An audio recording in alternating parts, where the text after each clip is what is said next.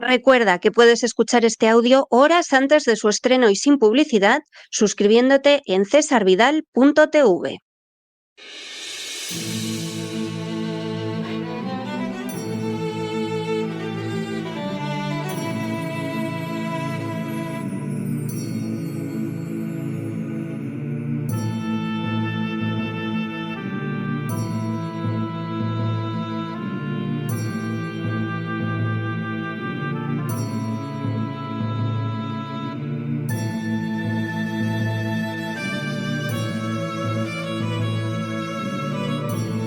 La Voz con César Vidal, desde el exilio. Muy buenos días, muy buenas tardes, muy buenas noches y muy bienvenidos a esta nueva singladura de La Voz. Soy César Vidal, hoy es el lunes 7 de julio de 2025 y me dirijo a los hispanoparlantes de ambos hemisferios, a los situados a uno y otro lado del Atlántico y del Pacífico, y como siempre les hablo desde el exilio. Corría el año 869 a.C. cuando un personaje de nombre Acab accedió al trono de Israel. Acab no estaba desprovisto de talento y sin duda buscaba el engrandecimiento de su reino entre las naciones. Con todo, había dos factores que de manera primordial ensombrecieron su reinado. El primero fue la acción de su esposa llamada Jezabel, que estaba envenenada de ambición y soñaba con un dominio absoluto sobre Israel, y el segundo, la falta de principios morales del propio Acab. Con extraordinaria habilidad, ambos ejercieron un poder corrompido que no se detuvo ante el asesinato y el desencadenamiento de guerras que hubieran podido evitarse con facilidad. Al mismo tiempo, desde los jueces a los profetas, la sociedad del reino de Israel se plegó a las ambiciones de Acab y Jezabel e incluso las encontró parte del proyecto de Dios. Sin embargo, frente al respaldo de unas instituciones carcomidas por la corrupción y de unos profetas poderosos pero falsos, se alzó el testimonio de un profeta, en este caso verdadero, llamado Elías. Aquel profeta genuino no dejó de denunciar la corrupción, el derramamiento de sangre y la falsa religiosidad que caracterizaba a la pareja en el trono. Lo hizo a un costo muy elevado, puesto que para evitar ser asesinado tuvo que exiliarse durante años. Sin embargo, su gallarda actitud finalmente se vio confirmada por la historia. Acab acabó desapareciendo víctima de una de sus guerras, y los perros lamieron la sangre de la Jezabel muerta. En las últimas horas hemos tenido nuevas noticias sobre la esposa de Netanyahu. Sin ánimo de ser exhaustivos, los hechos son los siguientes. Primero, Sara Ben Archi nació en 1958 en Kiryat Tibón, cerca de Haifa, siendo su padre Shmuel Ben Archi, un judío nacido en Polonia, y su madre una jerosimilitana de sexta generación.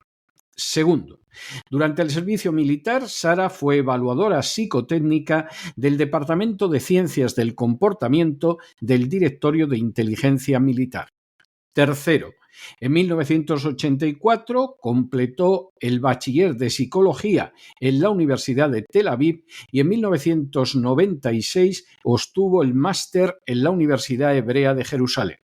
Cuarto, Sara Netanyahu trabajó como evaluadora de niños superdotados en un centro de rehabilitación del Ministerio de Trabajo y como asistente de vuelo para la compañía El Al.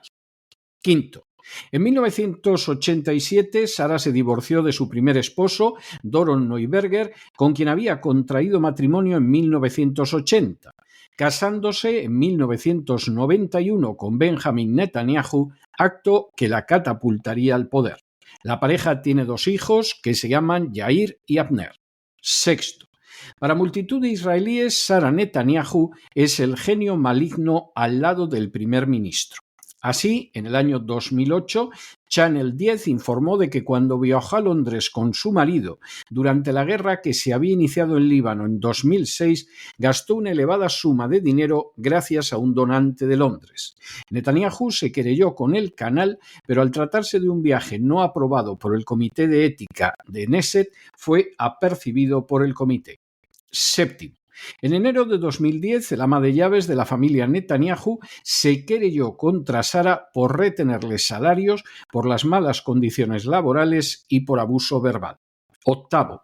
En marzo de 2014, un antiguo guardaespaldas de la familia también se querelló contra Sara Netanyahu, alegando que lo había tratado de manera abusiva. Noveno. En febrero de 2016, el Tribunal de Trabajo de Jerusalén sentenció que Sara Netanyahu había creado un ambiente hostil de trabajo y le ordenó que indemnizara al demandante Meni Naftali con la cifra de 170.000 shekels. Sara Netanyahu apeló la sentencia condenatoria y perdió. Décimo. En 2015 se supo que Sara Netanyahu había ordenado catering y cargado a la oficina del primer ministro casi $100.000 de gastos cuando esa oficina ya cuenta con su propio cocinero. Al año siguiente, la policía recomendó su condena penal. Undécimo.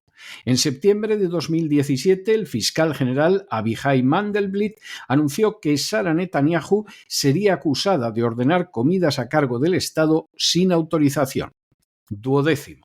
El 17 de enero de 2018 se celebró la vista previa a la imputación y Sara Netanyahu no compareció, enviando a sus abogados, lo que rompía la costumbre procesal.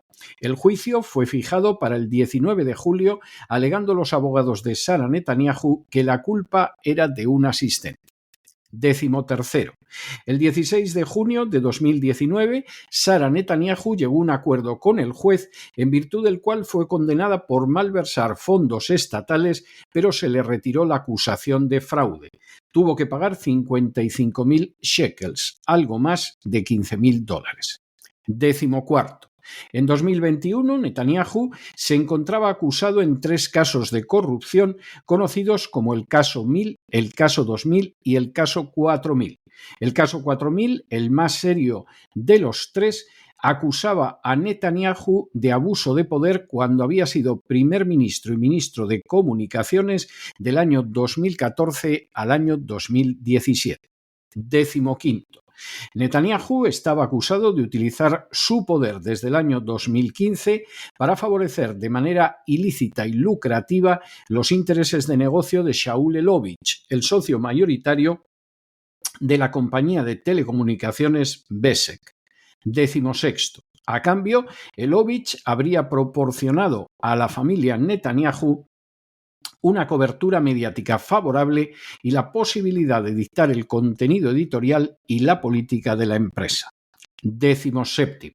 La Fiscalía determinó que Elovitch había ganado centenares de millones de dólares gracias a la acción de Netanyahu. 18. El caso 1000 acusaba a Netanyahu de recibir regalos ilícitos de benefactores millonarios y el caso 2000 implicaba un acuerdo de Netanyahu con Arnon Moses, el dueño del diario Yediot Ahronot, en virtud del cual, a cambio de información positiva, Netanyahu habría impulsado una legislación encaminada a golpear a uno de los competidores de Moses. 19. En 2001, Haim Geron, un testigo de cargo contra el juicio por corrupción entablado contra Netanyahu y contra su esposa Sara, falleció mientras volaba con su esposa Efi en un accidente aeronáutico que continúa sin aclarar. 20. En diciembre de 2024, Sara Netanyahu fue acusada de acosar a testigos durante los procedimientos por corrupción iniciados contra su marido. 21. En mayo de 2025, la prensa israelí reveló que Sara Netanyahu había criticado repetidamente al jefe del Alto Estado Mayor, afirmando que había priorizado el regreso de los rehenes sobre la derrota de Hamás. 22. Sara Netanyahu se había opuesto al nombramiento de Samir y había presionado para que el nombramiento fuera a parar al mayor general David Sibny, un personaje cercano a los Netanyahu que había sido la primera elección de Netanyahu para presidir el Shin Bet. 23. La última víctima de la influencia de Sara Netanyahu parece haber sido Omer Dostri, portavoz del primer ministro Netanyahu. La caída de Dostri ha tenido lugar justo antes de la salida hacia Washington de Benjamin Netanyahu para entrevistarse con Donald Trump. 24. Según ha informado Channel 13, Dostri ha sido destituido por sus desencuentros con Sara Netanyahu, algo que ha negado la oficina del presidente. Y 25, el posible sustituto de Dostri es Sid Agmon, muy cercano a Sara Netanyahu. La suma de propaganda falaz, de ignorancia supina y de intereses inconfesables ha tenido desde hace años la ominosa consecuencia de que la verdadera naturaleza de Benjamin Netanyahu se haya visto ocultada en buena parte de Occidente. Es cierto que millones de occidentales abominan su política belicista, cuya víctima principal no son terroristas, sino civiles inocentes. Es cierto que la popularidad de Israel se ha desplomado en todo el mundo, incluidos los propios Estados Unidos, y es cierto que no pocos perciben hasta qué punto los intereses personales de Netanyahu están detrás de acciones rezumantes de sangre. Con todo, sus verdaderas características se escapan a millones de personas y, por añadidura, más ocultas todavía se encuentran las acciones de su esposa Sara. La pareja Netanyahu no es solo corrupta en pos de regalos propios de nuevos ricos o de insatisfacciones de la infancia. La pareja Netanyahu no solo es despótica y victimista hasta el punto de comparar la cobertura de sus desafueros llevada a cabo por la prensa israelí con la Inquisición portuguesa. La pareja Netanyahu no solo se ha caracterizado por un trato inhumano dispensado a gente a sus órdenes, como han dejado de manifiesto distintas sentencias de tribunales israelíes. La pareja Netanyahu no solo recurre al horror del derramamiento de sangre indiscriminado y creciente para mantenerse en el poder. La pareja Netanyahu no solo vive de acuerdo a una perversión de las instituciones que otorga a Sara Netanyahu un enorme poder, incluso a la hora de designar importantes cargos dentro del aparato del Estado, sino que por encima de todo está totalmente envenenada por una visión del poder propia del paganismo oriental que caracterizó la vida de los reyes Acab y Jezabel. Para ambos no existe límite legal a sus caprichos, ni institución que controle sus vidas, ni mentira o manipulación que no estén dispuestos a utilizar, ni presión sobre la normal marcha de la justicia que no estén dispuestos a ejercer. También como antaño, Acab y Jezabel persiguen a todo el que se les lo opone y también como ellos reciben el aplauso de los falsos profetas. Y a pesar de todo, cuesta creer que al fin y a la postre acabarán saliéndose con la suya. A decir verdad, la historia de Acab y Jezabel pone bien de manifiesto cuál suele ser el final de sujetos de esa ínfima categoría moral, incluso aunque sean los máximos gobernantes de Israel. Pero no se dejen llevar por el desánimo o la frustración. Y es que a pesar de que los poderosos muchas veces parecen gigantes, es solo porque se les contempla de rodillas, y ya va siendo hora de ponerse en pie.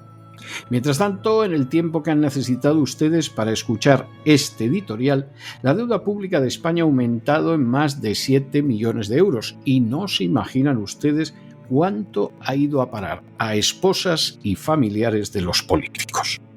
Muy buenos días, muy buenas tardes, muy buenas noches. Les ha hablado César Vidal desde el exilio. Que Dios los bendiga.